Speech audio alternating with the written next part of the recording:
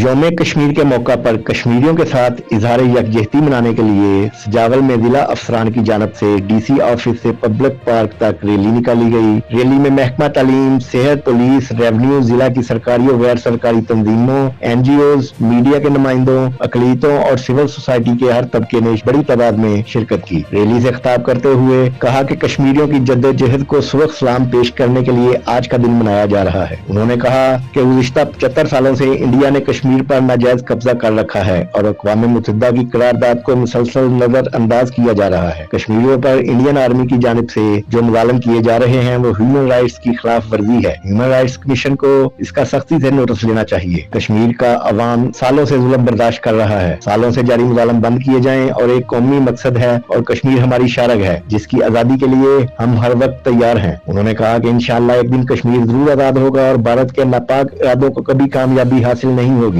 इस सिलसिले में दीन की अवाम का जोशो जज्बा काबिल दीद है और कश्मीरी भाइयों से हमेशा साथ हैं। उन्होंने कहा कि हम अपने बच्चों को भी कश्मीरियों की जद्दोजहद से आगाह करें और इंडिया के मुज़ालम के मुतल्लिक भी आगाही दें। रैली में कश्मीरी शोहदा के लिए दुआए मग़फ़िरत भी की गई, जबकि सीरत कमेटी, पाक सिविल सोल्जर्स ऑर्गेनाइजेशन जानब से रैलियां निकाली गई।